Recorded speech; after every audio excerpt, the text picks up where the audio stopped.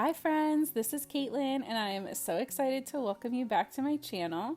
I am going to be using my Copic markers today to color in this sweet spring scene featuring some digital stamps from Sweet November Stamps. One of the girls on our design team said that she really needed a bookworm stamp, and within the day, Amy, who is the amazing artist over at Sweet November, had a stamp ready to go for us, and it was just so cute. I wanted to use it immediately. So lucky for me, it was my best friend's husband's birthday coming up, and he is our group bookworm. So I thought that this scene would be perfect to make her a birthday card to give to him. So I layered up my scene with the mushroom and some of these crocus leaves that I scaled up to look like giant pieces of grass. And then right now you can see me swatching some of my markers just to figure out what colors I thought would work best to make him kind of an earthworm color as opposed to like a green or I don't know, whatever fun color you would want your worm to be. So I'm picking out my markers, but before we get started, if you haven't hit that subscribe button yet, go ahead and do that so you can join our crafty family and you won't miss any of the fun on Fridays. I started out by shading in my worm. Sometimes I really change up the way I approach my cards, and if the center item is seeming too ambitious or too overwhelming to start with my little featured character, sometimes I will start with the background, but I feel like right now I'm in a phase of starting with my main character to see how it kind of sets the tone for everything else. And because I was experimenting with the colors for my worm, I really wanted to get those colors down, and that way I could pick out the blues and greens and things that I wanted to use for the rest of my scene based on how that shading turned out. So I definitely messed around with some of these markers. I feel like I have a little bit of a hole in my collection. I'm not sure if there is a good blend in between these, another marker that would make this an easier transition, but if there is, I don't have it. So what you can see me doing here is using my lighter marker to pick up a little bit of my medium marker to blend it in, and then I'm kind of just going back and forth shading between the two.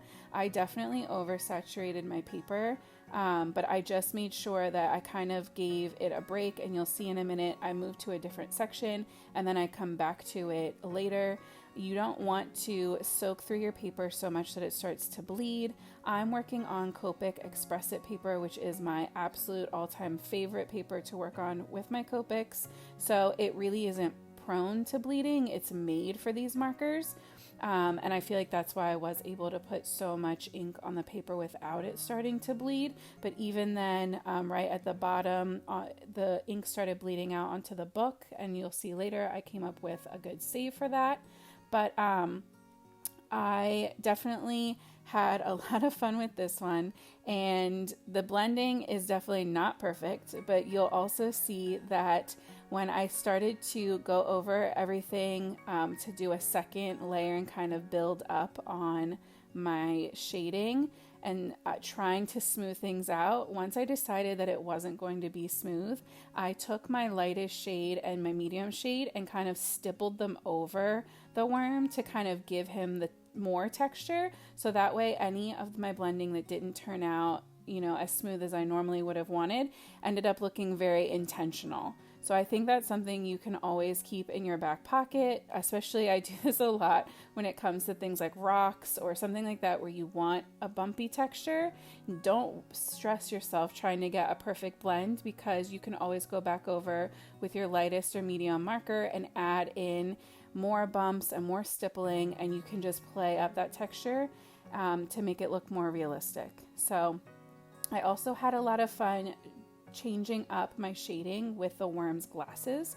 So I didn't use my darkest marker anywhere on his face that's under the glasses. I used my medium for my darker shading, my light for my medium shading, and then I brought in an even lighter marker, and then I ended up going over the entire glass part with this BG11, which I think just gives a really fun and different hue. And then at the end we're also going to go over them with some glossy accents. So I think kind of changing up the the different shading and adding some different textures is a really fun way to kind of just add a little more interest to your scene without creating a ton of extra work for yourself. So this is me going in and adding that stippling layer, and by that I mean I'm just creating dots, basically lots of tiny little dots over all of the areas that I've colored. You want to go over not a ton in the darkest areas, but definitely over the medium and the light areas, because where that lighter marker hits, it's going to disperse some of that ink, and it's just going to help to kind of create that diffuse bumpy texture. So once my earthworm was done, I figured I would give him a little break, and I started on my mushroom. So I'm going in with my warm gray markers, and I'm just creating a shadow around that book and around the edges where the mushroom would start to curve and turn away from the light. But you can see I am leaving a little space between that shadow and the actual edge because there would be some reflective light. And I decided to do the same kind of thing on the edges, the bottom edges of the mushroom, just again to add a little bit of interest. I'm not sure if that's super realistic or not, but I love the extra dimension it gives, and it just kind of helps to break up what otherwise would be a pretty plain piece of the card and the scene, and I just feel like it would kind of stand out for being too plain. So I wanted to give that area a little more texture and not pull away too much from the sentiment, but just something to help kind of balance that out. So now when I'm shading this in, you can see that I am avoiding the area that the sentiment's in. I'm going to keep that area for my lightest shade, and that way it's very easy to read. So you don't want to skip it completely because to me then it stands out too much, but I'm just going in with that W1 marker, which is super light, and going right over it, and that way it blends everything so you get a really smooth look, but you still can tell exactly what the words say. So because this is going to a very masculine man, and I'm not saying that blue can't be for everybody, I'm pro blue and I'm pro pink for everybody, and whatever is going to make your recipient happy, but I know that this specific gentleman would appreciate more blues, greens, reds, so those are kind of the colors that I stuck with this card. And so I gave him a blue book to be reading, and to clean up that edge where my warm colors bled into my book, I'm just going over those areas with a white gel pen, and all it really does is help clean up that edge. It added a little bit of a highlight, but I really don't mind that.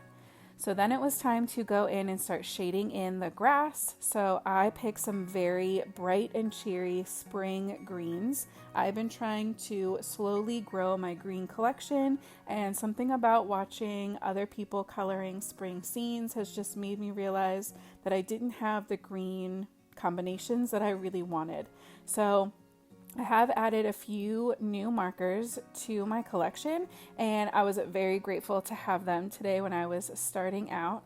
If you are looking to grow your Copic collection or your Copic refills, I cannot recommend scrapbookpal.com enough. That is where I get the majority of my markers. They have amazing prices all the time. They have super fast shipping, and I do have an affiliate link down in the description box below for you. It doesn't cost you anything to use that link, but if you do decide you want to make a purchase through at their website and you use the link to get there, it does help to support my channel, and I super appreciate it. But either way, I still highly recommend them.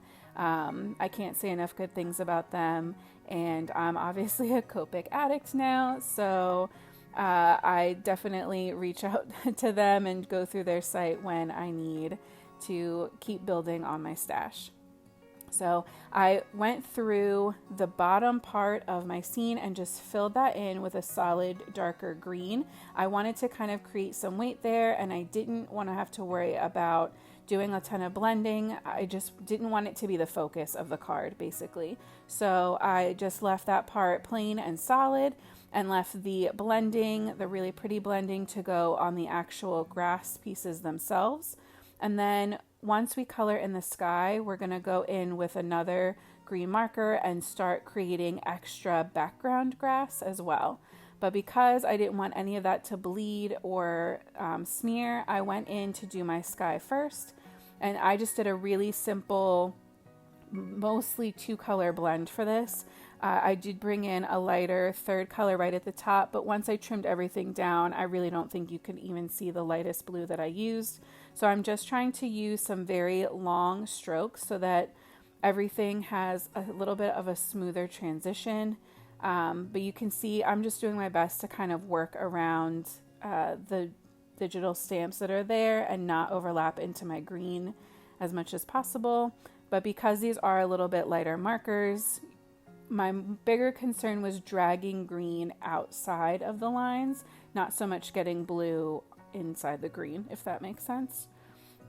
I also went in to add some white highlights to my glasses, and you can see there I made a mistake and it didn't turn out the way I wanted, and then I smeared it off, and then I tried to overline it again, and then it was just becoming a big mess. So I left it alone for a little bit, and I figured I would come back to it once it dried.